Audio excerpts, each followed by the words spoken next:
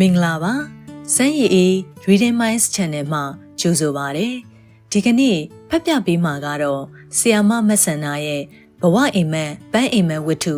အပိုင်း1ဖြစ်ပါတယ်နားဆင်သူမိတ်ဆွေများအားလုံးကောင်းမွန်သောနေ့ရက်လေးကိုပိုင်ဆိုင်နိုင်ကြပါစေရှင်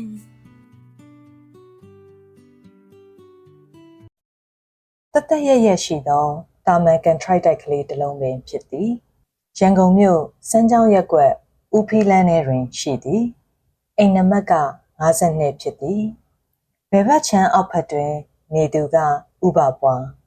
သူ့ပေါ်တက်တွင်ကကိုရန်ဝေးတို့မိသားစုညာဘက်ချမ်းအောက်ဘက်တွင်အင်ရှင်ဖြစ်သောမမွေးကျူတို့တာမီ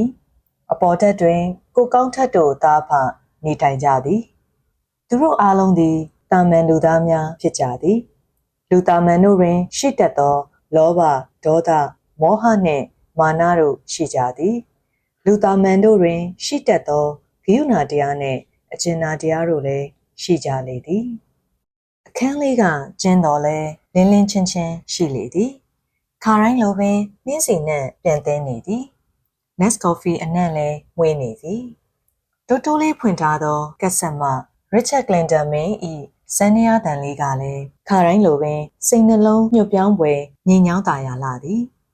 သို့သောဥပပွားသည်မွေးပြန်သောနှင်းစီရနံ့ကိုခါတိုင်းလိုခုံမင်းနှစ်သက်စွာမရှုရှိုက်မိပေသူအလွန်နှစ်သက်သောစန္ဒယာတန်ကိုလည်းရခင်ကလိုစိတ်ဝင်တစားနားမထောင်နိုင်သူရှိမှကော်ဖီပကံကိုလည်းတကြိုက်တလေပင်မော့မတောက်ခြင်းတာယာလှပမှုအပေါင်းသည်သူနှင့်လုံးဝမသက်ဆိုင်တော့ပဲအဝေးကြီးဝေးသွားသည်ဟုခံစားနေရသည်ပုံမှန်လည်းပတ်နေသောကဘာကြီးသည်ရုတ်တရက်အသွင်ပြောင်းပြီးအယုတ်ဆိုးအကြီးတန်းသွားသည်ဟုထင်မှတ်နေမိသည်ကိုမကြခင်သိရတော့မယ်လို့သိနေရတဲ့လူတစ်ယောက်အနေနဲ့မသိခင်ချိန်ကလေးမှာဘလို့နေသင့်တယ်လဲဘာကိုလုပ်သင့်တယ်လဲစစ်တုရင်ရုပ်ကလေးများကိုနေရာချနေသောဆရာဝန်ဥက္ကံမြင့်အားငေးကြည့်ရင်ဥပပွားကစဉ်းစားသည်မင်းညာကတညာလုံးတလူးလူးတလိမ့်လိမ့်နှင့်တရင်းမြအိပ်ပံပြောညနှစ်ချက်တီးလောက်ရှိကမှအိတ်ဆေးထတောက်ခဲ့ရသည်ထို့ကြောင့်အိတ်ဆေးအရှင်ကအခုထက်ထိမပြေသေးပဲခေါင်းထဲတွင်နောက်ကြည့်ကြည့်ဖြစ်နေသည်မျက်ခုံတွေလေးကမောဟိုက်ဟိုက်နှင့်အသက်ရှူ၍လည်းမဝခြင်းငါဘလို့နေရမလဲဥပပွားကပင်သက်ကိုမသိမသာရှိုက်လိုက်မိသည်ထိတ်လန့်တုန်လှုပ်နေသောစိတ်ကိုထင်းချုပ်ပြီးဖျားရှိခိုးပရိစိတ်တရားထိုင်ခြင်းအမှုတို့ကိုအချိန်ပြည့်လုပ်နေရလဲကောင်းလေမလားသို့တော်လဲသူတစ်သက်တာလုံးဖျားတရားကိုမိမိရော့ရော့နဲ့ခပ်ပေါ်ပေါ်နေလာသူမှုသူရင်ထဲတွင်ဖျားစိတ်တရားစိတ်များကိန်းအောင်ခြင်းညွတ်နှူးခြင်းမရှိသေးပေချိုးချံခြင်းရောင်ရဲတိတိမ်ခြင်းသူတစ်ပါးအားမေတ္တာထားခြင်းစိတ်နှလုံးအေးချမ်းသာယာခြင်းစသည်တို့သည်သူနှင့်အလွန်ဝေးကွာသောနေရာတွင်ရှိနေသည်ကိုသူကိုယ်သူသိနေသည်ဒီတော့တင်နေ့ကိုကြိုးစားကမိထားလိုက်ပြီးစိတ်လွတ်ကိုလွတ်ရှောက်လဲကသုံးဖြုံးပျော်ပါပြစ်လိုက်ရလျင်ကောင်းနေမလားဟုတွေးမိပြန်သည်သို့သောသုံးဖြုံးပျော်ပါလဲပတ်ခြင်းများကသူကိုပျော်ရွှင်မှုပေးနိုင်တော့မည်မဟုတ်ကြောင်းကိုလည်းသူသိနေပြန်သည်ဒီလိုဆိုတော့လေသားသမီးတွေရောက်နေသောနိုင်ငံရခြားတိုင်းတစ်ပါးသားတို့လိုက်သွားကစိတ်ကူတာရင်လူမမာကြီးလုံးလုံးလောက်ကတင်နေ့ကိုလက်ချိုးရည်တွက်ပြီးစောင့်နေရမည်လားသူတို့ကပစ္စည်းဥစ္စာရဲ့ပညာရဲ့ကိုလောဘတကြီးရှာနေကြတဲ့သူတွေ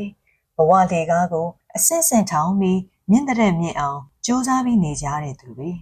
ငါလိုက်သွားတော့ရောငါအတွက်ဘသူကအလောက်ကိုင်းပြက်ခံပြီးအချိန်ပေးချင်ပါတယ်လေဝင်တော့ဝင်ပူးကြီးတောင်ဖြစ်ချင်ဖြစ်နေမှာ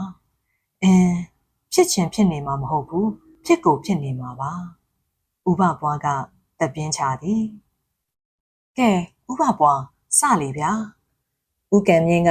စစ်တူရင်ခုံကိုဥပပွားဘက်သို့တွန်းပေးသည်ဥပပွားကစစ်တူရင်ရုပ်ကလေးများကိုတခါမှမမြင်ဘူးသလိုငေးဆိုင်၍ကြည့်နေမိသည်သူ့ဘက်မှအယုံများကအနက်ရောင်ဥကံမြင့်ဘက်မှအယုံများကအဖြူရောင်ဖြစ်သည်ငါဘက်ကရုပ်တွေဟာအနက်ရောင်တွေပါလားအနက်ဆိုတာမင်္ဂလာမရှိတဲ့အယောင်ပဲတေမင်းရဲ့နမိတ်ပဲရခင်ကတခါမှမတွေးခဲ့ဘူးသောအတွေးကိုတွေးမိပြီးကြောရိုးထဲတွင်စိတ်တက်သွားသလိုခံစားရသည်အသက်60ပြည့်ရန်လပိုင်းမြတာလိုတော့တော်လဲသူသည် တေခြင်းတရားကြောင့်ကိုတခါမှရေရေရာရာမတွေးတော့ခဲ့မိကြီးတေခြင်းတရားဟူသည်မှာရှောင်လွှဲ၍မရကောင်းဟုသာရေပူအားဖြင့်လက်ခံထားတော်လဲသူနှင့်ဝေးလံသောနေရာတနေရာတွင်တည်တံ့ရှိနေသောအရာတစ်ခုသာထင်မှတ်နေခဲ့မိသည်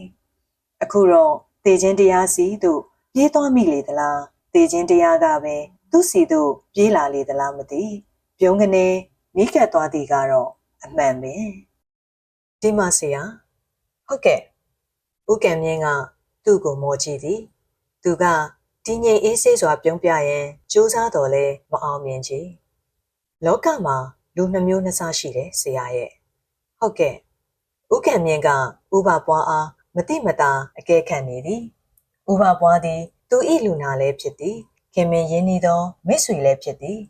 ဥပပွား၏ကိုရေးကိုတာကိစ္စများကိုသူတော်တော်များများသိသည်ဥပပွားရင်ဖွင့်သမျှကိုလည်းအခါခါနားထောင်မှုသည်သူ့မှာယောဂကြီးကြီးမားမားဖြစ်နေပြီဆိုရင်သူ့ကိုအတိမပေးဘဲလျှို့ဝှက်ထားရမယ်သူကတမျိုးဗျဒီလိုလူမျိုးကစိတ်ပျော့ညံ့နေဘဝကိုခုံနေနေသိရမှလည်းသိကြောက်တယ်အခွေကုန်သွားပြီဖြစ်၍ကက်ဆက်ထဲမှဇန်နရတန်ကအလိုလိုရက်သွားသည်ဥကံမြင့်ကဘာမှမပြောဘဲငြိမ်နေသည်တစုံတရာစကားပြောမှားသွားမှာကိုလည်းတွေးတောစိုးရိမ်နေမိသောကြောင့်ဖြစ်သည်နောက်တစ်မျိုးကတော့သူ့မှာတေလောက်တဲ့ယောဂဆွဲကပ်နေပြီဆိုရင်အတိပေးကိုပေးရမယ်လူမျိုးဗျအဲ့ဒီလိုလူမျိုးကတော့တေခြင်းတရားကိုကြောက်နေပေမဲ့လည်းမျက်နှာတက်တက်မူပြီးတတိရှိရှိရင်ဆိုင်ခြင်းတဲ့လူမျိုးဥပမာကျွန်တော်လိုလူမျိုးဆိုပါတော့ဥကံမြင့်ဤမျက်နှာသည်ကွက်ခနဲပြတ်သွားသည်ဖျားကြီးသူတင်များသိနေပြီလားဟုတွေးရင်ထူထူပူပူဖြစ်သွားသည်စိုးရိမ်သွားသည်ပန်းအိုးထဲတွင်အတန်ငယ်ညိုးကငိုက်ချနေသောနှင်းစီပွင့်လေးကိုဥပပွားကလက်ညှိုးနှင့်မထိတတိတောက်ခါချွေချလိုက်သည်ပဲ့ကြွေးကြလာသောပန်းနုရောင်ပွင့်ဖက်ကလေးကိုအသာကောက်ယူကလက်ဝါးပြင်ပေါ်တွင်တင်ကြည့်ရင်ခြောက်သွေ့စွာရဲ့သည်လူကအလကားနေရင်မောမောနေတတ်တယ်ကိုယ်အလေးချိန်ကလည်းတဖြည်းဖြည်းရော့လာနေတယ်ရင်ဘတ်ထဲကလည်းတစ်ချက်အောင်နေစားလို့တောက်လို့ကလည်းမကောင်းဘူးဒါကြောင့်စီးဝမ်းသွေးတလိပ်တွေအကုန်စစ်ဓာတ်မှန်တွေအက်ထရာဆောင်းတွေအပြန်အလှန်လှန်ရိုက်အားလုံးပြီးတော့ဆရာကအားစီထိုးပေးပြီးစိတ်လိတ်တော့အတော့လျှော့ပါဥပပွားရဲ့တဲ့သူ့လက်ထဲမှာနှင်းစီပွင့်ကလေးကိုစပွဲပေါ်သို့အသာအရာပြန်ချလိုက်သည်တိတ်ဆိတ်ငြိမ်သက်စွာထိုင်နေသောဆရာဝန်ဦးကံမြင့်အားမျက်လုံးချင်းတက်တဲ့ရင်ဆိုင်ကမိသည်အခုချိန်မှာစိတ်လိတ်ကိုလုံးဝမတောက်တော့ပဲဖြတ်လိုက်ရင်ကောဆရာရဲ့အချိန်မီအိုးမှမှုတယ်လားကျွန်တော်အသက်ဘယ်နှလပိုးပြီးရှည်နိုင်မယ်လို့ဆရာထင်တယ်လေအဖြေခန့်အနေခက်ကချွေးပြန်လာသောဥကံမြင့်အားအရသာခံ၍ကြည့်ရင်ဥပပွားကမလိုတမာရဲ့သည်မထိကိုက်မလှရှားဟန်နဲ့သူ့ကိုယ်သူကြိုးစားကတင်းငိမ့်ဟန်ဆောင်နေတော့လဲသူ့အတန်ကပင်ကိုယ်တန်မဟုတ်ပဲအကွဲရှာတတ်တာဖြစ်နေသည်မနေ့တုန်းကကနေဒါမှာရောက်နေတဲ့သားလက်ကောင်စီကလူကြုံနဲ့ပါဆက်တထုတ်ရတယ်ဆရာရှက်အင်ကြီး3-4တယ်နဲ့ချောကလက်တို့အားစီတို့ပေါ်ဆရာရဲ့ဒါနဲ့ရှက်အင်ကြီးတစ်ထည်နဲ့ချောကလက်2000ကိုဆရာအတွက်ခွဲပေးအောင်ပါပဲလို့စိတ်ကူးပြီးမနေ့ညကဆရာအိမ်ကိုကျွန်တော်လျှောက်လာသေးတယ်ကျွန်တော်အိမ်ကိုဦးကံမြင့်ကအတန်ငယ်ခေါင်းရှုပ်သွားသည်မနေ့ညကဥပပွားတယောက်သူ့စီသို့ရောက်မလာခဲ့ပါရောက်ခဲ့ပါတယ်ဆရာရဲ့လက်ထဲကအထုပ်ကိုတော့ပကန်းစင်အောက်ကအန်ဆွဲထဲထည့်ခဲ့ပါသေးတယ်ဆရာပြန်တော့ဖွင့်ကြည့်ဘယ်ချိန်ကလဲစိတ်ရှုပ်ထွေးဟန်ရှိသောဦးကံမြင့်အားခက်မက်မဲ့ပြုံးကကြည့်ရင်ဥပပွားက cigarette တလိပ်ကိုအေးအေးဆေးဆေးမိညိကဖွာရှိုက်လိုက်သည်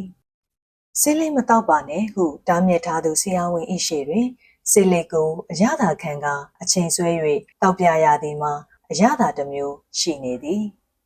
ဒီလိုဆရာရဲ့ကျွန်တော်ရောက်တဲ့အချိန်က9နာရီကျော်လောက်ရှိနေပြီဆရာဆေးကန်းထဲမှာနော်ဆဲလာကရှင်းလင်းနေတယ်ထင်ပါရဲ့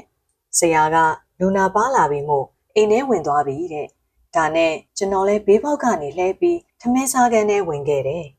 ပထမတော့ဧကန်းထဲဝင်လာမလို့ပဲဒါပေမဲ့ဆရာတို့ဇနီးမောင်နဲ့စကားပြောနေတဲ့ကြားရတာနဲ့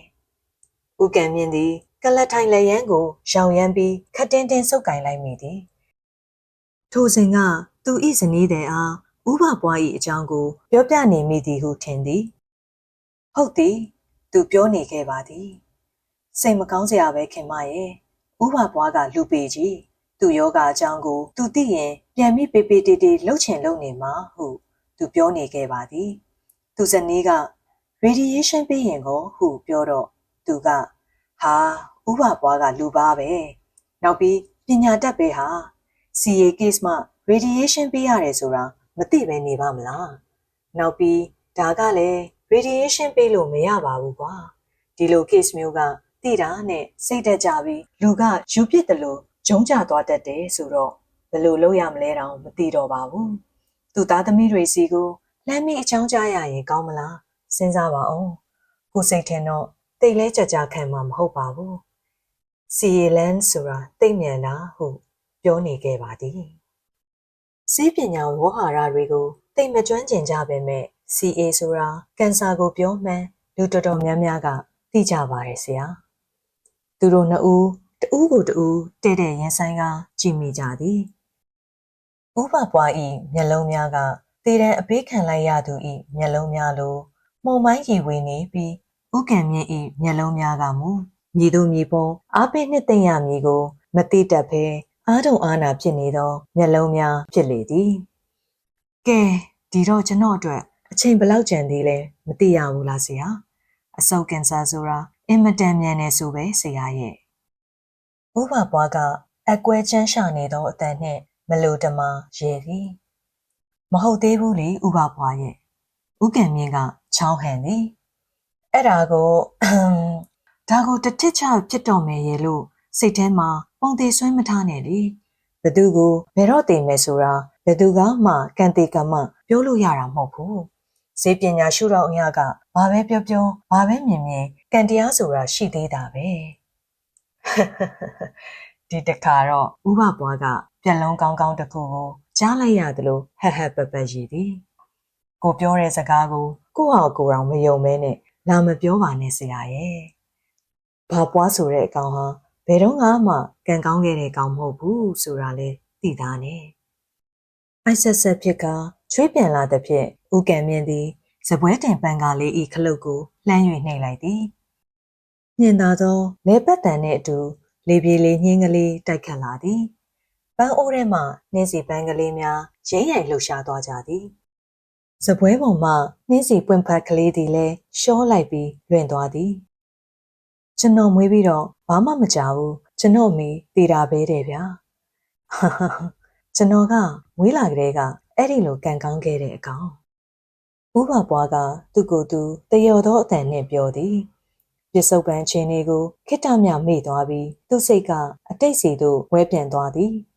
သူသည်လူဘဝသို့ကံကောင်းခြင်းနှင့်ကံဆိုးခြင်းနှစ်မျိုးလုံးကိုတပြိုင်နက်တည်းတည်ဆောင်လာသူဖြစ်သည်သူကိုမွေးပြီးတွင်မိခင်ကတည်ဆုံးခဲ့တော့လဲဖခင်ကတော့စီးပွားတွေတရှိန်တိုးတက်ခဲ့သည်ကျွန်တော်လူပြိုပေါက်ရွယ်ရောက်တော့အဖေကလည်းလေအမြန်ပြတ်တဲ့အထဲပါသွားတာအလောင်းတော်မရတော့ဘူးအဖေယူထားတဲ့ကျွန်တော်မိတွင်ငငယ်လေးကပါအဖေနဲ့တူလေအမြန်နဲ့ပါသွားတာကတော့ကြံခဲ့သမျှပစ္စည်းကျွန်တော်အကုန်ရဖို့ဖြစ်လာတာပေါ့လေအဖေဘက်ကလည်းချမ်းသာအမေဘက်ကလည်းချမ်းသာဆိုတော့ဟိုဘက်ဒီဘက်ရလိုက်တဲ့အမွေဆိုတာမနှဲဘူးဗျအသက်ကလေးကလည်းငယ်ရုပ်ကလေးကလည်းဖြောင့်ပစ္စည်းကလည်းချမ်းသာဆိုတော့ဂျိုတက်ထားတဲ့မြင်းလိုဖြစ်ခဲ့တာပေါ့ဥပပွားသည်ဒီနေ့အတွက်ပထမဆုံးချိန်ပြုံးမိသည်သူဤရွှေရောင်လွှမ်းသောနေ့ရက်များသည်ဟိုဝေးတွင်ကြံရစ်ခဲ့တော်လဲပြန်တွေးလျင်ကြည်နူးရသည်နောက်ဆုံးတော့ဒီငွေဒီပစ္စည်းဒီစည်းစိမ်ချမ်းသာတွေကြောင့်ပဲကျွန်တော်ဟာမေတ္တာစင်မေတ္တာမှန်ကိုမရခဲ့တာထင်ပါရဲ့ဒီအပိုင်းကိုတော့ဥကံမြင့်တည်ထားပြီးဖြစ်သည်ဥပပွားဤဇနီးသည်ပြင်မျိုးမှိတ်မထင်အောင်လှပတင့်တယ်သူဖြစ်သည်သူကိုကစားပွဲတစ်ခုတွင်တွေ့ပြီးတွေ့လင်တွေ့ချင်းဥပပွားသည်ဒီမိန်းကလေးကိုငါရအောင်ယူမယ်ဟုဆုံးဖြတ်ခဲ့လေသည်မိန်းကလေးတွင်ချစ်သူရှိနေကြောင်းသိခဲ့တော့လဲသူကနောက်မဆုတ်ခဲ့အတိုင်းဝိုင်းရှင်ဝါပစ္စည်းကုန်ငွေကုန်ယာတို့ကုန်အကုန်လုံးကိုအသုံးပြုကမိန်းကလေးအားအရာယူခဲ့သည်မင်္ဂလာဦးညတွင်မိန်းကလေးကသူ့အားစစ်စစ်ကြည့်က ကျမကရှင့်ရဲ့ဇနီးဖြစ်နေပြီပဲရှင်ထားရမှာနေဆေးရကိုတွားရတော့မှာပေါ့စိတ်ချပါကိုကိုရဲ့ကျမလေးအချက်ဟောင်းကိုလည်းတန်းတမနေပါဘူးဘယ်တော့မှလည်းမဖောက်ပြားပါဘူးကျမရဲ့ကိုခန္ဓာကိုရှင်မဲပိုင်ပါတယ်ဟုပြောခဲ့သည်သူပြောသည့်အတိုင်းလဲဇနီးကောင်းပီတာစွာနေသွားခဲ့သည်သူရေချိုးလျင်မျက်နှာတုပ်ပွားကိုင်းကစောင့်နေတတ်သည်သူထမင်းစားလျင်ဘေးရင်ထိုင်ကငါးရိုးထွင်ပေးတတ်သည်သူရုံးမှပြန်လာလျင်တနခါရနဲ့တင်းတင်းလေးနှင့်အိမ်ဝတွင်စီးကြိုတတ်သည်သူမအိပ်သေးလျင်မြင်မြပင်ညက်နေပါစေမအိပ်ပဲစောင့်နေတတ်သည်သို့သောထိုပြုမှုအလုံးသည်တံပတ်ပေးထားသောအယုတ်တရုတ်လိုလှုပ်ရှားသွားခြင်းဖြစ်ကြောင်းသူသိနေသည်ဇနီးသည်ဤမျက်လုံးများသည်ချစ်ချင်းမေတ္တာနှင့်ရှွန်းလက်တောက်ပါခြင်းမရှိဘဲနှဆိုင်သောရေကန်ပြင်လိုငြိမ်သက်အေးဆက်နေတတ်သည်ကိုသူအမြဲတမ်းသတိထားမိနေသည်မင်းပွဲဆိုးပွဲများတွင်သူ့ဖေး၌လှပတင့်တယ်စွာရှင်တွဲပါနေသောဇနီးကိုလူတိုင်းကအံ့ဩချီးမွမ်းကြသည်ဥပပွားကံကောင်းတယ်ဗျာဟုပြောတန်ကြားလျင်အပြင်မှအလိုက်တင်ပြုံးနေရတော့လဲဝမ်းတွင်းမှကြိတ်ပြီးဒေါသဖြစ်နေတတ်သည်သူသည်လူသားတဦးကိုပိုင်ဆိုင်ခဲ့ရခြင်းမဟုတ်ပဲလှပသောအယုတ်တရုတ်ကိုသာပိုင်ဆိုင်ခဲ့ရခြင်းဖြစ်ကြောင်းသူကိုယ်သူသာအသိဆုံးဖြစ်လေသည်သူ၏ချစ်ဇနီးသည်အသက်40ကျော်တွင်ဆုံးပါသွားခဲ့သည်အိမ်အောင်သက်အနှစ်20လောက်အတွင်းတွင်သူ့အတွက်ချစ်စပွဲသားသမီး3ယောက်ကိုမွေးဖွားပေးခဲ့တော့လဲသူအားချစ်သည်ဟုသောစကားကိုတော့တခါမျှပြောမသွားခဲ့ဘူးကြီးဥပပွားသည်အပြင်ပန်းကအင်မတန်ကန်ထိုးသူတဦးဖြင့်ဟန်ဆောင်နေရင်ရင်ထဲတွင်ကြိတ်ပြီးနာကြီးကြေကွဲနေရသူတဦးဖြစ်သည်ကလေးတွင်မိတွင်းလက်ထဲရောက်မှဆိုလို့မိတွင်းနဲ့မသိမမြတ်ဖြစ်မှဆိုလို့အဆဆရရပေါ့လေသူတို့အတွက်တွေးပြီးကျွန်တော်နောက်အိမ်အောင်မပြုတ်ခဲ့ပါဘူး48နှစ်ဆိုတဲ့အသက်ဟာယောက်ျားတစ်ယောက်အတွက်အင်မတန်ကိုငယ်ပါသေးတယ်ဆရာရဲ့နောက်အိမ်အောင်ထူဖို့လဲလွယ်ပါတယ်အထူးသဖြင့်ကျွန်တော်လိုအဆဆရရမှပြည့်စုံတဲ့လူတစ်ယောက်အနေနဲ့ပေါ့ဥပပွားကသူ့ဝတ်သီးအတိုင်းခက်ကြွားကြွားပြောသည်ဇနီးသည်ဆုံးသွားပြီးသည့်နောက်ပိုင်းတွင်သူသည်ကြားနာကြီးလိုဖြစ်ခဲ့သည်မိမတစ်ယောက်ကိုလက်ထက်မှရတယ်ဆိုတာမဟုတ်ဘူးဗျာဟုတယောမော်ကားပြောရင်းမိမအတော်များများကိုလက်မှတ်ထက်ပဲအရာယူခဲ့သည်ရလဲရခဲ့သည်သူဇနီးသည်ဆုံးမိစ4-5နှစ်ပိုင်းတွင်သူသည်အိမ်ပြန်အိမ်သောနေ့ပင်မရှိသလောက်နေပါခဲ့သည်သားသမီး3ဦးကိုပြည့်စုံကြွယ်ဝစွာထားခဲ့ခြင်းအပြင်သူကိုယ်သူဖခင်တဦး၏တာဝန်ကျေပွန်ပြီးဟု၍ယူဆထားခဲ့သည်သားသမီးမွေးထားပြီးမချစ်တတ်တဲ့ဖေဟာအလက်ကားပဲဖေဖေရဲ့သူကိုစတင်၍တိုက်ခတ်သူကသမီးကြီးဖြစ်သည်နင်တို့ကိုငါမချစ်ဘူးထင်လို့လားငါလောက်ပြေဆုံးအောင်ထားနိုင်တဲ့အဖေနင်တို့ရှာကြည့်စမ်းတွေ့နိုင်မလားသမီးတို့ကိုအဆဆရရလူလေသိမ်းမရှိဘူးလို့ဖေဖေကထင်ပါပဲဒါပေမဲ့သမီးတို့မှမပြည့်စုံဘူးဖေဖေသမီးတို့လိုချင်တာကဖေဖေစီကမေတ္တာနဲ့အချိန်မှာအမေငါကနင်တို့ကိုချစ်တယ်နဲ့ထိုင်အော်နေရမှာလားဒီအရွယ်ကြီးတွေကိုပုံပြောပြီးပုတ်သိမ့်နေရအောင်မလားကွဟေးသူကဒေါသတကြီးနဲ့အော်တော့သမီးကြီးကဘာမှပြန်မပြောတော့ပဲသူ့ကိုငြိမ်သက်စွာငေးကြည့်နေခဲ့လေသည်ဥပပွားသည်အတိတ်ကိုပြန်တွေးရင်အရက်မတော့ပဲမူးဝေခြင်းလာသည်6နှစ်ကြောခန့်စိတ်လွတ်ကိုလွတ်နှင့်စိတ်ဤအလိုကိုလိုက်ပြီးသောခါတွင်ကသူသည်အတန်ငယ်တည်ငြိမ်မှုရခဲ့သည်သမီးကြီးပြောသလိုမေတ္တာနှင့်အချိန်ကိုသားသမီးများစီသို့ဖြန့်ဝေပေးရန်အတိတရားရခဲ့သည်သို့သောထိုအချိန်တွင်သားသမီးများသည်သူ့ကိုမလိုကြတော့ပေအတောင်လက်လဲစုံကြပြီးမှုဝေဟင်းတွင်ပြန်ဝဲရန်အရှင်ယူကြလေပြီအတောင်စုံတော့အတိုက်ကိုခွာကြတာပေါ့လေနောက်ဆုံးတော့ငါတယောက်တည်းဥပပွား၏မျက်လုံးများသည်နေရောင်တန်းပြီးရီဝေဝေဖြစ်လာသည်ပထမဆ၍ခွာသူကသားလက်ဖြစ်သည်အင်ဂျင်နီယာဘွဲ့ရပြီးမကြာမီပင်စင်ကာပူနိုင်ငံသို့တွားရောက်အလုပ်လုပ်ကိုင်သည်အလုပ်လုပ်ရင်းအမေရိကန်မာလေးတစ်ယောက်နှင့်တွေ့ဆုံချစ်ကြိုက်ခါဟိုမှာတွင်လက်ထပ်လိုက်ကြသည်အခုတော့ဇနီးသည်နှင့်အတူကနေဒါတွင်ရောက်နေပြီဆောက်လုပ်ရေးကုမ္ပဏီတစ်ခုတွင်အလုပ်လုပ်ပြီးလကလည်းကောင်းသည်ဟုဆိုသည်နောက်ပြီးတော့သမီးကြီးသူအိမ်အောင်ကြ၍မကြာမီပင်ကြိုတင်စင်စင်ထားသည့်အတိုင်းသူခင်မွန်းတဲ့ကဂျပန်နိုင်ငံသို့သွားရောက်၍အလုပ်လုပ်သည်သမီးသွားမယ်နော်ဖေဖေဟုနှုတ်ဆက်ကြော့ကယောက်ျားနှင့်တပါးတည်းလိုက်သွားသည်ထိုမှတဆင့်အဆက်အသွယ်ရက Australia သို့ပြောင်းသွားကြသည်အခုတော့သူတို့မိသားစုဟိုမှာပင်အခြေကျနေကြပြီနောက်ဆုံးတော့သားငယ်သူက UNDP အလုပ်ဖြင့်ဒိုမီနီကန်ကျွန်းကတစ်တောများကြားတဲ့သို့ရောက်သွားသည်ထိုမှတဆင့်ဘယ်နိုင်ငံကိုရောက်သွားအောင်မလဲသူလည်းမခံမနိုင်အတိုင်မြုံကိုဆွန့်ခွာကဝေးလံသောအရက်သို့ခြေဆံပြန်တန်းကြသောသားသမီးတို့အတွက်သူကအဆဆရရပူပန်နေပါသည်သို့သောသူတို့ကမူသူ့အတွက်ပြန်လည်ပူပန်ခြင်းလုံးဝမရှိခဲ့ကြပေသူတို့မရှိတော့သောဘဝတွင်သူတို့၏ဖခင်သည်အချိန်နာရီပေါင်းများစွာကိုတယောက်တည်းတိတ်ဆိတ်ချောက်ကပ်စွာအထီးကျန်ဖြတ်တန်းရတော့မှာပါလားဟုရောင်ရမ်း၍ပင်မတွေးတောခဲ့ကြပေသူတို့၏ဖခင်ဥပပွားဟုသည့်ပုဂ္ဂိုလ်ကြီးသည်အဆဆအရာရာပြည့်ပြည့်စုံနေသူမို့ဖခင်၏အနာတွင်သူတို့ရှိနေရန်လည်းမလိုအပ်ဟု၍သာယုံကြည်နေကြဟန်တူသည်သားသမီးတွေကသူ့ကိုလိုနေသောချိန်တွင်သူကဝေးကွာနေခဲ့ရာသူကသားသမီးတွေကိုပြန်ပြီးအလိုရှိသောအခါတွင်ကတဦးတယောက်ကိုမှမရရှိခဲ့တော့ပြီနောက်ဆုံးသွားသူသားငယ်ကိုလေယာဉ်မြန်ကွင်းလိုက်ပို့ပြီးပြန်လာတော့သူသည်ရွှေထောင်ကြားလမ်းကအိမ်တွင်နေခြင်းစိတ်လုံးဝမရှိတော့ပြီခန္ဓာကျယ်ဝန်းသောအိမ်ထဲတွင်ချစ်သောဇနီးနှင့်သားသမီးတို့၏အတန်နှင့်အရေးတို့သည်တိတ်ဆိတ်ကွယ်ပြောက်ခဲ့လေပြီအထီးကျန်နေသောဘဝတွင်အလုတ်ထဲ၌အမှားယွင်းများလာသည်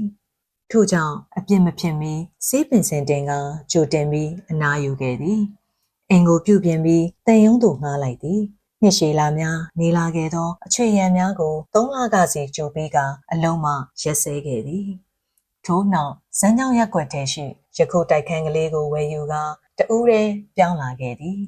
လူတစ်ယောက်တိုက်ခန်းတစ်ခန်းအစီကားတစ်စီးနှင့်တိတ်ဆိတ်ငြိမ်သက်စွာနေလာခဲ့သည်မှာတစ်နှစ်ခန့်ရှိပေပြီသူ့အတွက်လောကီစည်းစိမ်ချမ်းသာပျော်မွေ့ဖွယ်ရာဟုသမျှကိုအခါခါခံစားခဲ့ဘူးပြီမို့မြည်သည့်လောကီချမ်းသာဒုက္ခကိုမှလည်းထပ်မံခံစားလိုစိတ်မရှိတော့ပေမနက်ပိုင်းဖျားတက်ညနေပိုင်း TV ကြည့်တခါတရံလဲဗီဒီယိုခွေလေးပါလေးငှားကြည့်နေ့လယ်ပိုင်းတွင်ဥကံမြင့်နှင့်စစ်တူရင်ထိုးဥကံမြင့်သည်နံနက်ပိုင်းနှင့်ညနေပိုင်းတွင်သာဈေးကန်းဖွင့်၍နေ့လယ်ပိုင်းတွင်အချိန်အားရတတ်သည်မြို့ရဲထွက်ပြီးဈေးဝယ်သောအခါဝယ်ရုပ်ရှင်ကြည့်သောအခါကြည့်သို့တော်လည်းသွားခဲ့လှသည်မို့သူ့အတွက်ကားတစ်စီးလုံးသည်အပိုပစ္စည်းလိုဖြစ်နေသည်တကယ်တော့လဲငါကိုယ်တိုင်လဲလူပိုတစ်ယောက်ဖြစ်နေပြီပဲအချိန်တွေလဲပိုနေတယ်ငွေတွေလဲပိုနေတယ်ပစ္စည်းတွေလဲပိုနေတယ်ငါဘာကိုမှမလိုချင်တော့ဘူး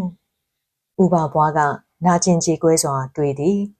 သို့သောသူသည်သားသမီးများမြင်းများနှင့်တိုက်တိုက်ဝန်းဝန်းနေလိုကြောင်းရွေးထွေးလာသောမိသားစုမြတ်တာကိုတန်းတာလိုချင်နေကြောင်းသူ့ကိုယ်သူသိသည်သို့တော်လဲသူတိတ်တခိုးလိုချင်နေသောထိုအရာကိုမရနိုင်တော့ကြောင်းဆက်၍သိနေသည်ကတော့ဆိုးလာသည်ခုတော့ကျုပ်သေးရတော့မယ်လေဒီကနေ့မှာဝေမတ်တဲ့ကောင်မတစ်ကောင်လောက်ကိုထပ်ယူလိုက်ရရင်ကောင်းမလားဒီကနေ့အဖိုးကြီးဖြစ်ပင်မဲ့လေအမွေတွေရမယ်ဆိုရင်ယူခြင်းနဲ့နုနုငယ်ငယ်လေးတွေတော့ရှိမှာပေါ့ဗျဟာဟာဥပပွားကတယောတန်နှင့်ပြောကမရည်ခြင်းပဲရှိနေပြန်သည်သူတုံလို့ကြောင်ယုံနေချောင်းကိုဥကံမြင့်တည်သွားမှလဲတွေးတောစိုးရိမ်နေသောကြောင့်ဖြစ်သည်ဥပပွားဥကံမြင့်ကခတ်တိုးတိုးခေါ်သည်သားတွေသမီးတွေစီလိုက်သွားပြီးကုကြည့်ပါလားထိုအတွေးသည်မနေ့ညကသူတညလုံးတွေးတောနေမိသောအတွေးဖြစ်သည်သားနှင့်ချွေးမစီကိုသွားဖို့တော့စိတ်မတန်လားသမီးစီကိုလိုက်သွားရကောင်းမလားဟုခြိတုံချတုံစဉ်းစားနေမိသည်သို့သောသမီးနှင့်တမက်ကအလုပ်ကိုစီနဲ့ကလေးများကလည်းကျောင်းကိုစီနဲ့မှုသူလိုက်သွားလျင်လဲသူ့နားမှာမိသူမှကြာရှည်ရှိမည်မဟုတ်နေကင်းတိုင်ကြလဲတူးတဲ့တိတ်ဆိတ်ချောက်ကပ်စွာနေခဲ့ရမည်ကိုသူသိနှင့်နေသည်ဆေးရုံတက်ရရင်ကိုသူက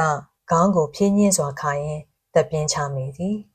သူကသမီးကြီးစီမှမေတ္တာနဲ့အချိန်ကိုသာလိုချင်သူဖြစ်သည်မေတ္တာကိုအတိုင်းအတာတစ်ခုထိရကောင်းရနိုင်မည်ဖြစ်တော်လဲအချိန်ကိုတော့သူလိုချင်သလိုရနိုင်မည်မဟုတ်သည်ကိုလည်းသူဆက်၍သိနေပြန်သည်ကတော့ခက်လာသည်ဆေးရုံလူနာမေးချိန်ရောက်မှပန်းစည်းလေးတစ်စည်းကိုင်းကတုတ်တီးတုတ်ပြရောက်လာမိသမီးကိုသူကလူနာကတင်ပေါ်မှထိုင်ကမျှော်မနေခြင်းလူမှုရေးစီးပွားရေးပညာရေးကိစ္စအဝဝကြောင့် သူ့နာတွင်ကြာရှည်မနေနိုင်ပဲခတ်တုတ်တုတ်ပြန်သွားမဲ့သမီးကိုငေးကြည့်ရင်လည်းရင်မနာခြင်းထို့သို့မဖြစ်ဘူးဟု၍ကောမည်သူပြောနိုင်ပါမည်နည်းတော်ပါပြီဆရာရဲ့ဘယ်ကိုသွားပြီးဘလို့ကုကင်ဆာဆိုတာပျောက်ရိုးထုံးစံမှမရှိပဲသူတို့စီမှာဆေးကောင်းဝါးကောင်းတော့ပို့ပြီးဆုံးတာပေါ့ဗျဒါပေမဲ့မသေးအောင်တော့မတားနိုင်ပါဘူးမဟုတ်ဘူးလားဒီတော့လေသေခြင်းတည်ရင်ကို့တိုင်းပြည်မှာပဲကိုတည်ပါတော့မယ်ဗျာဒါဆိုရင်သူတို့ကိုအကြောင်းကြားမယ်မဟုတ်လားရှင်ထဲတွင်ပူပူဆာဆာကြီးဖြစ်လာသောဥပပွားကအေးဆက်နေသောကော်ဖီပကံကိုဆွဲယူကတရှိန်တိုးမော်ချလိုက်သည်တေကန်ဤအချိန်မှာကိုယ့်ရဲ့ဘေးမှာဆွေမျိုးတွေသားသမီးတွေဝိုင်းဝိုင်းလည်နေတင့်တယ်လို့ဆရာကထင်တာကိုမလိုပါဘူးဆရာရဲ့ကျွန်တော်တော့မလိုအပ်ပါဘူးစပွဲပေါ်ရှိမှန်ချက်အောင်မှဓာတ်ပုံလေးများကိုငုံရွေကြည့်ရင်ဥပပွားကထိမတင်သောအတန်နှင့်ပြောသည်ဂျပန်ရိုးရာအင်္ဂလိပ်ရှိတွင်ရင်မောပျော်ရွှင်နေကြသောသမီးကြီးတို့မိသားစုအခုတော့ဩစတြေးလျသို့ရောက်နေကြပါပြီကနေဒါဆောက်လုပ်ရေးလုပ်ငန်းခွင်မှသားလက်နောက်တစ်ပုံတွင်သူ၏ဇနီးသည်နှင့်အတူနာရာဂါရာရေတံခွန်ကိုနောက်ခံထား၍ရိုက်ထားသည်ထို့နောက်မြန်မာပြည်မှတစ်ပင်များနှင့်ဆင်ဆင်တူသောတစ်ပင်များကြားထဲတွင်လက်ပိုက်လျက်ရပ်နေသောသားငယ်သည်သူ၏ဝါသနာတိုင်းမပြုံးမရည်ရှုတီတီမျက်နှာထားနှင့်သူကိုဆူဆူဆိုင်ဆိုင်လှမ်း၍ကြည့်နေဟန်ရှိသည်သူတို့မသိတာပဲကောင်းပါတယ်လေသူတို့သိအောင်လှမ်းကြောင်းကြားပြီးကမှသိလျက်နဲ့ဘသူမှပြန်မလာနိုင်ရင်ပုံမဆိုးပေဘူးလားငါဘဝမှာသူတို့ကိုလိုအပ်တယ်လို့လဲသူတို့ကဘယ်တော့မှထင်ခဲ့တာမဟုတ်ဘူးနောက်ပြီးတကယ်လို့ပြန်လာကြပြန်တော့ရောလွန်ခဲ့သောနှစ်ကကွယ်လွန်သွားသောမိတ်ဆွေတဦးကိုတတိယသည်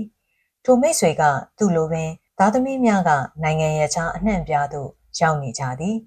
ထို့ပြင်သူ့လိုပင်ချမ်းသာသည်ကွယ်လွန်ကန်ဤအသေးအတန်ဖြစ်တော့သားသမီးများစုယုံပြီးရောက်လာကြသည်သူမသေးဆုံးမီပင်သားသမီးများကအငွေလူကသူ့ရှေ့တွင်ပင်ရန်ဖြစ်ကုန်ကြသည်အကယ်၍သူ့သားသူ့သမီးတွေသာထို့သို့ဖြစ်လျင်သူ့စီသို့မေတ္တာနှင့်လာခြင်းမဟုတ်ပဲပစ္စည်းဥစ္စာများစီသို့လောဘနှင့်လာခြင်းဖြစ်ခဲ့လျင်ထို့သို့မဖြစ်ဘူးဟု၍ကောမည်သူပြောနိုင်မည်နည်းဥပပွား၏ရင်ထဲတွင်ပို၍ပူလောင်ကလှိုင်မောဆုနှင့်လာသည်ထိုကဲ့သို့ဖြစ်မည်ကိုသူကြောက်လာသည်ထိုသို့သောအဖြစ်သည်ကင်ဆာရောဂါဖြစ်ပွားရခြင်းထက်၎င်းသေခြင်းတရားနှင့်ရင်ဆိုင်ရခြင်းထက်၎င်းပိုပြီးကြေကွဲဝမ်းနည်းဖွယ်ဖြစ်မည်ကိုသူသိပါသည်အနားမှာကူပေါ်လောင်ဘက်ဆေးပင်းမီယူလေးတစ်ယောက်လောက်တော့ရှိတင်တာပေါ့ဥပပွားရဲ့လာမယ်လေဆရာရဲ့လာပါလိမ့်မယ်ကျွန်တော်မှာအဖေဘက်ကရောအမေဘက်ကရောဆွေမျိုးတွေမှတပုံတပင်ကြီးသူတည်တော့မည်ဟုသတင်းပြန့်သွားပါကဝိုင်းအောင်စုပြုံလာမိဆွေမျိုးများကိုစိတ်ထဲမှရေတွက်ကြည့်ရင်ဥပပွားကသယော်သလိုပြုံးသည်ထွေးလက်ကားလူတွေချမ်းသာတာကလွဲလို့ဘာမှအဆန်မရှိတဲ့သူတွေငွေကိုပဲအထင်ကြီးပြီးငွေနောက်ပဲလိုက်ငွေကိုပဲကိုးကွယ်တဲ့သူတွေဥပပွားသည်သူ့ဆွေမျိုးများကိုအထင်တကြီးမရှိလာပေချမ်းသာသောမျိုးများကိုဘဝင်မြင့်ပြီးကြွားဝါနေတတ်သူများဟုမြင်ပြင်းကပ်သည်နွမ်းပါသောဆွေမျိုးများကိုမူအတောင်းရန်ထူသူများရသမျှလိုချင်နေသူများဟု၍အထင်အမြင်သေးပြန်လေသည်အိမ်တော်၏အစဉ်မပြေသောမိဘမှပေါက်ဖွားခြင်းပင်ခဲ့ရသူဖြစ်သည်ဖြင့်သူ၏အတွင်းစိတ်ကအားငယ်ပျော့ညံ့သည်အတွင်းစိတ်ကပျော့သည်ဖြင့်အပြင်ဘက်ကစူးစမ်းဟန်ဆောင်ကမာကျော်ရင်တင်းမာခက်ထန်သူတဦးဖြစ်ခဲ့ရသည်သူ၏အပြောဆိုအမူအရာများသည်မောက်မာကြွားဝါသလိုဖြစ်နေတတ်ကြောင်းကိုလည်းသူကိုယ်သူသိသည်သို့သောသူကအများအမြင်တွင်အားငယ်ပျော့ညံ့သူဖြစ်ရသည့်ထက်မောက်မာခက်ထန်သူဖြစ်ရသည်ကတော်သေးသည်ဟုအထင်ရောက်သူဖြစ်သည်သူ့မှာပြည့်စုံချမ်းသာလေသူ့ကိုခင်မင်ပေါင်းတင်ဆက်ဆံနေကြသူများကိုငွေမျက်နှာနှင့်မျက်နှာချိုသွေးနေကြတာပဲဟုတန်တရားကြီးမားလာလေဖြစ်လေသည်သူ၏ဇနီးသည်၎င်းသားသမီးများသည်၎င်းဆွေမျိုးများသည်၎င်းတစိမ့်တရံဆန်များသည်၎င်းသူကိုမည်သူကမှစိတ်စေတနာမှန်ကန်စွာနှင့်ချစ်ခင်ခြင်းမရှိခဲ့ကြဟုဆွဲလန်းယုံကြည်နေခဲ့လေသည်ဘကြီးတကားဝမှမရေတရေခေါ်တန်လေးကြားလိုက်ရသဖြင့်ဥပပွား၏အတွေးမြင်သည်ရုတ်တရက်ပြတ်သွားသည်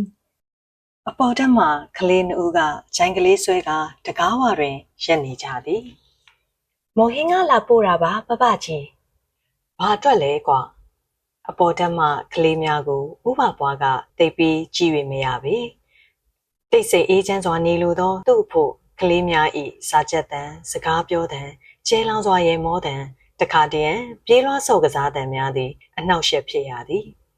ဒီနေ့သမီးမွေးနေ့လေဘဘကြီးရဲ့ဒါကြောင့်မေမေကမွေးငါချက်ပေးတာရှင်နှစ်ခန့်ရှိသောအငယ်မလေးကတွက်လက်ချက်ချစွာပြောသည်ညံ့ညတော့မပို့နိုင်ပါဘူးဘဘကြီးရဲ့ဖုန်ကြီးเจ้าနဲ့ဒီအခန်းလေးခန်းပါပဲ73နှစ်ခန့်ရှိပြီဖြစ်သောအကြီးကောင်လေးကဆက်လက်၍ရှင်းပြသည်နေရာမှထလာသောဥပပွား၏လက်ထဲသို့မွေးငါးကြိုင်ကိုရိုးရိုးတည်တည်လှမ်းပြီးသည်ကြောင်ထဲတွင်ပိတ်ပြီးအလောင်ခံရသလိုမွန်းချက်နေသောဥကံမြင်သည်ယခုမှထွက်ပေါက်ရသွားပြီးအသက်ကိုတဝါကြီးရှူ၍ရှိုက်လိုက်သည်မင်းတို့မုတ်ကတယောက်စာပဲလားကွာဟေးအများကြီးပါဘဘကြီးရဲ့မေမေကဆရာဝန်ဘဘကြီးအတွက်ပါယူသွားဆိုပြီးအများကြီးထည့်ပေးလိုက်တာပါကျုပ်တကယ်စားရင်အဲ့ဒီတစ်ကြိုင်လုံးတော့လောက်မှမဟုတ်ဘူးဗျဒီလိုဆိုအခုသွားပြီးထည့်ယူလိုက်မယ်လေဘဘကြီးရဲ့ခဏလေးဆောင်နော်နေပါစီဗျာဘဘကြီးကစတာပါဥကံမြင့်စကယ်ရောဖော်ရောပြောရင်းနေရာမှထသည်မိတို့မိဖုံဖြည့်သိမ်းရမည်အားပေးရမည်ကိုမသိပဲကြာရှည်ဆက်ပြီးစကားပြောရန်ဝင်လေးနေသောကြောင့်ဖြစ်သည်ဥပပွားလိုလူကိုကင်ဆာဆိုပေမဲ့လည်းကြောက်စရာမရှိပါဘူးပျောက်သွားတဲ့လူတွေမှအများကြီးပါဟုပြော၍လည်းရနိုင်စရာအကြောင်းမရှိချေခဏနေတော့မွေးငါးချိုင်ကိုလှဲပြီးဥပပွားပြန်ထွက်လာသည်လက်ထဲတွင်တထွာခန့်ရှိသောချောကလက်ဘူးတစ်ပူးကိုကင်ထားသည်ဒါကတော့သူ့ကျင်ပဲမွေးငါးကိုချောကလက်နဲ့ပြန်ပြီးတန်မိုးဖြတ်လိုက်ပြန်တာပေါ့ဥကံမြင့်ကတွေးသည်ဥပပွားဆိုသည့်လူသည်သူကို9ချက်ဖိုးလောက်ပေးလင်သူက15ချက်ဖိုးလောက်ပြန်ပေးရမှကျင့်တတ်သူဖြစ်သည်စိတ်စေတနာရှိလုံး၍ပြန်ပေးသည်တော့မဟုတ်ပေငါကဘသူစီကမှဘာကိုမှအလကားယူတာမဟုတ်ဘူးဆိုတော့မန်မာနာကြောင့်ဖြစ်လေသည်ငါကတစ်ချက်ဖိုးယူရင်နှစ်ချက်ဖိုးပြန်ပေးတတ်တဲ့ကောင်ဟုတွေးတော်ကျင့်တဲ့ချင်းသောကြောင့်ဖြစ်လေသည်ခင်မင်ရင်းနှီးဆွဲရှိသောမိတ်ဆွေချင်းဖြစ်၍ဥပပွားအားစေကုတာပေးခြင်းများအတွက်လည်းသူကစေဘိုးဝါကမယူလိုခဲ့ပြီသို့တော်လည်းဥပပွားကသူဒီလောက်လုပ်ပေးရတာဒီလောက်တော့တန်မှာပဲဟုပစ္စည်းနဲ့တန်မိုးဖြတ်ကားမကြာခဏအကြောင်းရှာပြီးလက်ဆောင်ပေးလေရှိသည်ရော့ကလေးဖို့ဟင်ချောကလက်အညိုရောင်ကူကူးသည့်ပုံလေးများပါသောချောကလက်ဘူးလှလှကိုကလေးမကတအံ့တအောလမ်းကြည့်သည်သို့သောနောက်ဖက်သို့ခြေတလန်းဆုပ်ကားခေါင်းကိုဖြတ်ခနဲရမ်းခါလိုက်သည်နေပါစီဘဘကြီးရဲ့ဘာလဲကလေးကချောကလက်မကြိုက်ဘူးလားဟာကြိုက်တာပေါ့ကလေးမလေးကသွားကြိုးပေါက်ကလေးပေါ်အောင်ရဲသည်အဲ့ဒီလိုအကောင်းစားမျိုးဆိုရင်တခါမှတော့မစားဘူးပါဘူးဘာလဲကိုဦးကအဟုတ်ပြောနေတာပဲဟာသူလဲစားဘူးတာမဟုတ်ဖ ೇನೆ သူ့ကိုဟန်တားသလိုမျက်နှာထားနဲ့လှမ်းကြည့်သောအကိုဖြစ်သူအားမိန်းကလေးငေါ်ကပြုံးကျဲကျဲနဲ့လှမ်းကြည့်သည်ဒါဆိုအခုစားကြည့်လေဟဲ့အင်းကလေးမလေးကချောကလက်ဘူးလှလှကိုအန်အောချင်းမွန်ဟန်နဲ့သဘောကျစွာကြည့်နေတော့လေမွေးငါးချိုင်ကိုလှမ်းယူသည်ထို့နောက်မျက်မှောင်ကြီးကုန်နေသောဥပပွားအားမရဲတရဲလေးတောင်းပန်သည်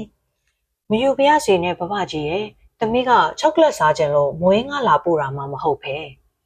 သူ့အတန်လေးကတိုးတော်လဲဥပပွား၏နားထဲတွင်မူအကျယ်ကြီးမြည်ဟိန်သွားသည်အံ့ဩစိတ်တွေကဲပြီးသူ့အတွေးကိုဖိစီးနှိမ့်ဆက်နေသောတေခြင်းတရားကိုပင်ခိတ္တမိသွားသည်သူကမွေးငါးကြိုင်လဲရင်ဘာပြန်ပေးလိုက်ရမလဲဟုစဉ်းစားသည်မွေးငါးပမာဏကိုမှန်းကြည့်ရင်ငွေအစိတ်30လောက်ရှိလိမ့်မည်ဟုတန်မိုးဖြတ်သည်ဒီတော့ငါကရာကြော်တန်ပြန်ပေးလိုက်မည်ဟုသောစိတ်နှင့်ချောက်ကလက်ဘူးလေးကိုဆွဲကာပြန်ထွက်လာခြင်းဖြစ်သည်သူ၏လက်ထဲမှချောက်ကလက်ဘူးကိုမြင်ရင်ကလေးနှစ်ဦးလုံးဝမ်းသာအားရဖြစ်သွားလိမ့်မည်တအံ့တအောဖြစ်သွားလိမ့်မည်ကျေးဇူးတည်လှမ်းယူလိမ့်မည်ဟုပင်သူယုံကြည်ထားခဲ့မိသည်ခုတော့ချောကလက်စားခြင်းလို့မွေးငါလာပို့တာမဟုတ်ပါဘူးတဲ့လက်တောက်လောက်ကောင်းပါကလေးကများဥပပွားကတွေးရင်မခံခြင်းဖြစ်လာသည်မော်ဟင်းငါချိုင်လေးဆွဲကာပြန်ထွက်သွားကြသောကလေးနှစ်ဦး၏နောက်ကျောကိုမကြေမနက်လှမ်းကြည့်ရင်ထိုချောက်ကလက်ဘလောက်စားကောင်းသလဲဆိုတာဒင်းကလေးတို့မသိလို့ပဲဖြစ်ရမယ်ဟုတွေးသည်ထိုစဉ်တွင်ဥကံမြင့်ကသူ၏ပခုံးကိုခတ်တာတာစုပ်ကင်လိုက်သည်ခမားကိုတခုခုလာပေးပေမဲ့လေခမားစီကဘာကိုမှပြန်မလို့ခြင်းနဲ့သူမ မျှော်လင့်တဲ့သူတွေလည်းဒီလောကမှာရှိပါသေးတယ်ဥပပွားရဲ့ဒဲဦးထဲမှာမွေးငါဟင်းရည်များကငရုတ်စီဝှေ့ကစပယ်လင်နဲ့မှွေးနေသည်ဟင်းရည်ဝါပြီးနူးနေသောငပြောဥပတ်များနှင့်စက်တုံဥများကစာကျန်စပွဲဘောလုံးမျောနေသည်လေးပိတ်သားတဲ့ချက်တာဆိုပေမဲ့ငါးရောမုတ်ဖက်ရောဈေးတက်နေတော့ပတ်စံတော့တော်တော်ထိသွားပြီမခင်လာသည်မိဖို့ဘေးတွင်ထိုင်ရင်ကုန်ကြစရိတ်ကိုစိတ်ထဲမှတွက်နေမိသည်တားကြီးနှစ်ဦးဖြစ်သောကိုဦးတို့ကိုတူးတို့၏မွေးနေ့များတွင်ဘာမှမလုပ်ဖြစ်တော့လဲအငယ်ဆုံးသမီးလေးကဲကဲ၏မွေးနေ့ဆိုရင်ကအုံတို့ခေါက်ဆွဲလေးအစမွေးရင်ကားလေးအစချက်ပြီးကုသိုလ်ဆက်သည့်အနေနဲ့ဘုန်းကြီးကျောင်းသို့ပို့ပစ်သည်ကုသိုလ်မဆက်၍လည်းမဖြစ်ကဲကဲကချူချူချာချာလေးမွေးလာသောကလေးဖြစ်သည်လေထိုးလေနာရင်ကျက်ချောင်းဆိုအတဝါသွေးလွန်တုပ်ကွေးစသည့်ကလေးငယ်များတွင်ဖြစ်တတ်သမျှသောယောဂဟုသမျှသူမဖြစ်ဘူးသောယောဂမရှိမပြားမနာနှင့်နေကောင်းနေသောအခါတွင်ပင်သူခမညာနှာရည်လေးတော့တရွှဲရွှဲယိုနေတတ်သေးသည်ထို့ကြောင့်ပိုးမွေးသလိုမွေးခဲ့ရမှအသက်9နှစ်ကျော်လာတော့တဖြည်းဖြည်းကျန်းမာလာခဲ့သည်ချူကြသောကလေးဖြစ်၍သူ့အလိုလိုအမြဲလိုလိုက်နေရသဖြင့်ခက်ခဲခဲလေးဖြစ်ရမှနာမည်ပါကဲကဲဟုတွင်သည့်အထိဖြစ်ခဲ့ရသည်ခုတော့မတ်ရွှေကဲတို့ကကျန်းမာလာလိုက်တာတောင်တောင်ကိုမြည်လို့မခင်လာကကြည်နူးစွာပြုံးမိသည်ကဲကဲလေးကျန်းမာလာတော့မှသူတို့လည်းအတန်ငယ်အသက်ရှူချောင်ရသည်ဇေဘိုးဝါကတက်တာလာသဖြင့်ထမင်းဝိုင်းတွင်အသားချူချူစီဆူဆူလေးများကိုမြင်လာနိုင်သည်ဒါပေမဲ့နေတိုင်းတော့အသားဟင်းစားနေရတယ်လို့မထင်နဲ့တရက်သီးတနက်နဲ့ဘဲဟင်းနဲ့ပြီးခဲ့ရတဲ့နေ့တွေမှပြေးလို့ဘဲဟင်းနဲ့ထမင်းပြီးရသောနေ့များရှိတော့လဲကလေးတို့အဖေဥယံဝေးကနည်းနည်းရမဟုတ်ရန်ကုန်တက္ကသိုလ်မှဆရာတဦးဖြစ်သည်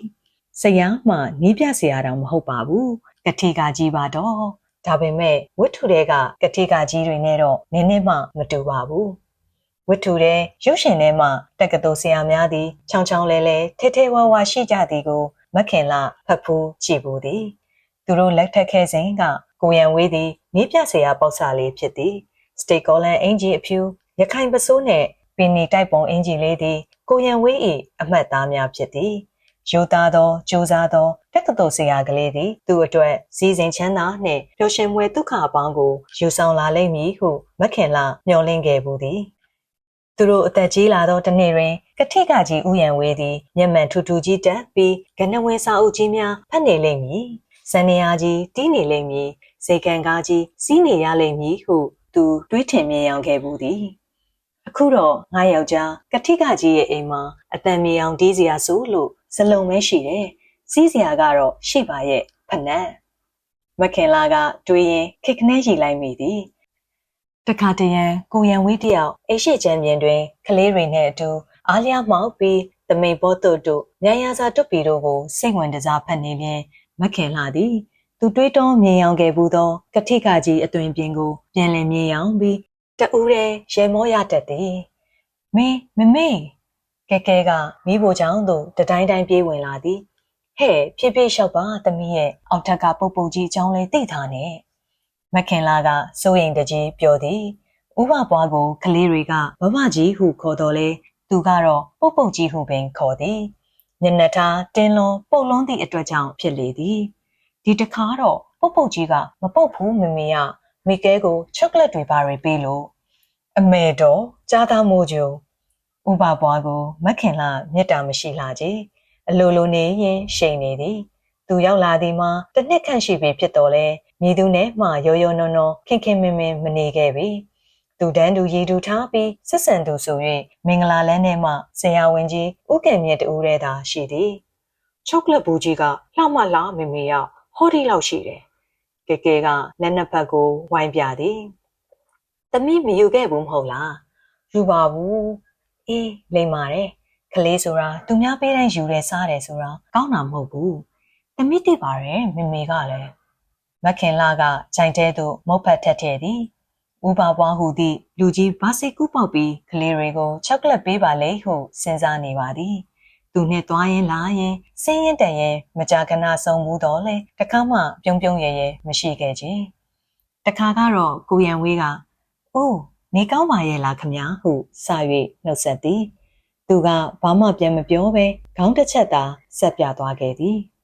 ကိုရန်ဝေးကအားမလျှော့သေးပဲနောက်တစ်ခါဆုံတော့ကလေးတွေကလည်းစောကြတဲ့အရွယ်ဆိုတော့အောက်ထက်ကဦးကိုအားနာပါတယ်ခင်ဗျာတခါတည်းဆူဆူညံညံနဲ့အနောက်ရှက်များဖြစ်မလားမသိဘူးဟုအားနာစကားပြောသေးသည်သူကကိုရန်ဝေးကိုခတ်ဆူဆူကြည့်ပြီးဘယ်ထက်နိုင်ပါမလဲကျုပ်ဆိုတဲ့အကောင်ကလည်းဒီတိုက်ခန်းကိုမှပြောင်းလာမိတာကိုဟုခက်ပြက်ပြက်ပြောခဲ့လေသည်ထို့ကြောင့်လူတကာနှင့်တင်းမြတ်၍အစဉ်ပြေအောင်နေတတ်သောကိုရန်ဝေးပင်လျင်ဥပပွားကိုတော့လက်မြောက်ခဲ့ရလေသည်အဖိုးကြီးကတော့မလွယ်ဘူးဟေ့ညွန်ချုပ်ဘဝကနေအငိမ့်စားယူလာတော့လဲဘဝင်ကခက်မြင့်မြင့်ထင်ပါရဲ့ဟုထောပနာပြုခဲ့သည်ဘဝင်မြင့်ယုံနဲ့မကဘူးကက်စီကလည်းနေသည်သူမှတယ်လီဖုန်းရှိတာတော့သူများလာဆက်ရင်မီတာတက်မှာဆိုလို့အိတ်ခမ်းထဲထည့်ထားတဲ့ဟာကြီးတအိမ်ထဲနေသူတွေတယ်လီဖုန်းရှိပါလေနဲ့သူတို့ဆက်ခွင့်မရှိသည်ကိုတော့မခင်လာအသေးနာလာသည်ဟိုဘက်ခန်းကကိုကောင်းထက်တယ်လီဖုန်းဆက်ချင်၍သွားပြီးခွင့်တောင်းတော့အရေးကြီးရင်တော့ဆက်သွားလေဒါပေမဲ့ကျုပ်ကအိမ်မှာလူဝင်လူထွက်ရှုံရင်တိတ်မကြိုက်ဘူးဗျာဟုပြောခဲ့ဘူးသည်ဟုဆိုသည်ထို့ကြောင့်အရေးကြောင်းရှိ၍တယ်လီဖုန်းဆက်ခြင်းလျင်ကလေးများ၏တငယ်ချင်းဖိုးမူတို့ဖိုးခွားတို့အိမ်ပြေးရသည်သူတို့အမေနော်ဒိုင်ယာနာကသဘောကောင်း၍ကဲကဲတို့မောင်နှမတွေကိုလည်းချစ်ချစ်ခင်ခင်ရှိလေသည်ဒီတခါဖွားရွှေတို့အခန်းလာမေမေအေးသူတို့အခန်းသွားပို့ကြီးဖွားရွှေကဘာငါးနဲ့ချက်တာလဲလို့မေးရင်ငချင်းနဲ့ငကြီးတဝက်စီရောပြီးချက်တယ်လို့ပြောဂျိုင်းနှခမ်းတွေဟင်းရင်နဲ့ပိတ်ကပေးနေတဲ့ဖြင့်မခင်လာပြန်ယူပြီးအဝတ်စုံနဲ့အသေးချတုပ်ပေးသည်ဖွားရွှေကဇီးစားကြောင်သောကြောင့်သူ့အတွက်ဆိုလျင်သူများထက်တော့နည်းနည်းပိုပြီးဂရုစိုက်ရလေသည်ဘယ်ချိုးနဲ့ချက်တာလဲဆိုရင်တော့မုတ်သုံးပိတ်သားကိုငါးတပိတ်သားနှုံးနဲ့ချက်တာလို့ပြောအခုချက်တာကမုတ်6ပိတ်သားငါးက2ပိတ်သားလို့ပြောသိလားကိုဦးအသေးချမှတ်ထားအောင်ကဲကဲမမမီမီဆို၍မခင်လာကကိုဦးကိုထပ်မှာသည်စင်စစ်အားဖြင့်မုတ်4ပိတ်သားကိုငချင်း90သားနှင့်ချက်ထားခြင်းဖြစ်သည်သို့တော်လည်းဇီးစားကြောင်ပြီးဆက်ဆက်ဆွဆွနိုင်လာသောဘွားရွှေအတွက်မခင်လာကမူတာဝါဒအမြဲဆွရလေရှိသည်ထို့သောမဟုတ်လျင်ဘွားရွှေကအော်မခင်လာတို့ကလည်းကောင်းကောင်းလေးစားခြင်းလို့ကို့အိမ်ကိုချက်စားတာတဲပြီးချွေတာတာကိုကောင်းစေခြင်းရင်အကုန်ခံရတယ်ကွဲ့ဟုခနှိမ့်နှိမ့်လေးပြောတော်မူကိုကြိုတင်၍တည်ထားသောကြောင့်ဖြစ်သည်အလကားအဖွားကြီးတကယ်တော့သူစီလာပေါင်းတဲ့ရွှေကိုမှတ်ကြောင်နဲ့နာနာတိုက်ကြည့်တတ်တာကလွယ်လို့ဘာမှလည်းသိတာမဟုတ်တတ်တာမဟုတ်အဲ့ဒီလိုလင်ညာလိုက်ရင်တော့အထင်ကိုကြည့်လို့ဒါကြောင့်ဒီလောက်ကောင်းနေတာပေါ့မခင်လာရဲ့အနီကရှာပေါ်တင်လိုက်ရင်သိပြီးသားလို့ပြောလိုက်မယ်ဟွန်းဖွားရွှေတို့သားမိကဤတိုက်ခန်းများဤမူလမြေပိုင်ရှင်များဖြစ်ကြသည်အပြောကောင်းသောကန်ထရိုက်တူနှင့်ဆက်မီကဤတိုက်ကိုစောက်ခဲ့ခြင်းဖြစ်သည်ကြက်ရအခန်းတစ်ခန်းအပြင်ငွေသိန်းထက်လောင်း၍ရအောင်မည်ဆိုတော့ဝမ်းသာအားရသဘောတူကမြေကိုထိုး၍အပ်ခဲ့ကြသည်ကန်ထရိုက်တာကလည်းတိုက်ပုံစံခတ်သွက်ခက်လာခက်ပါးပါးကို6လအတွင်းအပြီးဆောက်ကမျိုးမျိုးမြက်မြက်ကလေးစားသွားသည်မွားရွှေတို့လည်းငွေသိန်းပိုင်မိသည်သို့သောတိုက်ခန်းနိုင်ငံမှပလတ်စတာများတဖြုတ်ဖြုတ်ပဲ့ကျွေတက်သည်ကိုတော့အားလုံးသောတိုက်ခန်းပိုင်ရှင်များကသိခံကြရလေသည်မမေဦးကောင်းတို့အိမ်မပို့ရသေးဘူးနော်ဘာဖိုးထင်ကမွေးငါသိကြိုက်တာဘယ်ဒီစိမ့်လေးများကိုပပလေးနေသောသားအလက်ကိုတူးကတတိပေးသည်သူသားသမီး3ယောက်တွင်ကိုဦးကကဲကဲနှင့်တွဲမိပြီးအလက်ကောင်ကိုတူးကအမေနာတွင်တကက်ကက်နေတက်လေသည်ကိုဦးနှင့်ကိုတူးကအသက်တစ်နှစ်ခွဲသာကွာတော့လဲကိုဦးကအရွယ်နှင့်မလိုက်အောင်လူကြီးဆန်ကတည်ငြိမ်ပြီးကိုတူးကတော့ကဲကဲနှင့်အပြိုင်စိုးနွယ်ခြင်းလေသည်ဘာဖိုးထင်ကိုသားကမွေးငါလာပို့မယ်ပြောတော့ညံ့ညပို့ပါတဲ့ထမင်းမစားပဲစောင့်နေမယ်တဲ့အေးပါကွယ်ဂျိုက်ပြန်လာတော့ပို့တာပေါ့ဒီပြင်ပူးစရာလဲဂျိုက်အပေါ်မှာမရှိတဲ့ဟာကိုဟင်းလေကိုထမင်းအုပ်နဲ့ထည့်ပြီးမုတ်ဖက်ကိုပကံများတဲ့ထည့်ပြီးပို့လိုက်ရင်ရတယ်လေမမေရဲ့သားကဘာလို့ဒီလောက်အလင်းလိုနေရတာလဲဘာဖိုးထင်ကိုတနာလို့မမေကသူတို့မှတစ်ခါလာငချောက်ပုတ်နောက်တစ်ခါလာဘဲဥပြုတ်ဒါပဲစားနေရတာဟင်းလည်းမချက်တတ်ဘူးအမလီဒီကမှာငချောက်ဖို့ဘဲဥပြုတ်စားနေနိုင်ရင်နဲသလားနောက်ပြီးနင့်ပပကရောထမင်းစားဖို့ကိုတကယ်စိတ်ဝင်စားလို့လားဒီအသက်ဒီရွယ်ကြီးနဲ့ဟိုရီတွေပဲမြုံနေတဲ့ဟာကိုအဘထင်ကိုလည်းမခင်လာကသိပြီးကြည့်မရကြီးအသက်60ကျော်နေပြီဖြစ်တော်လဲသူ့ခြေထောက်အစုံကဖះเจ้าကံဘက်သို့လှည့်သည်မဟုတ်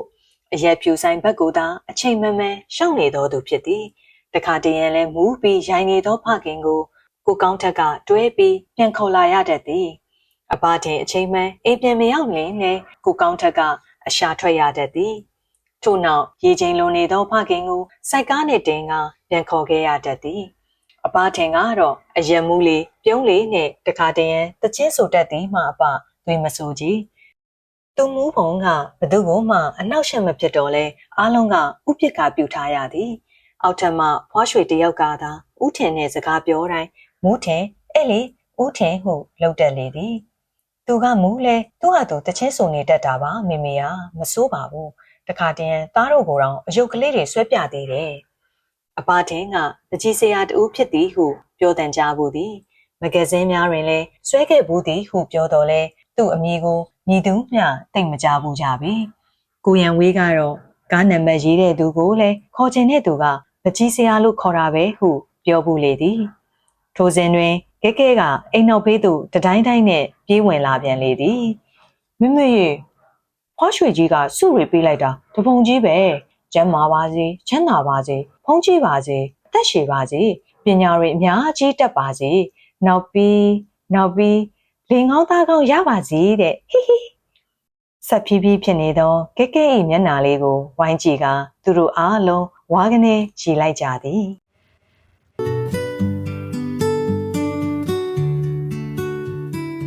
အခုဖတ်ပြပေးသွားတဲ့ဝတ္ထုလေးကိုကြိုက်နှစ်သက်မယ်ဆိုရင် like and share လေးလုပ်ပေးပါနော်နောက်ထပ်အပိုင်းဆက်များကိုလည်းစောင့်မျှော်အားပေးကြပါအောင်ရှင်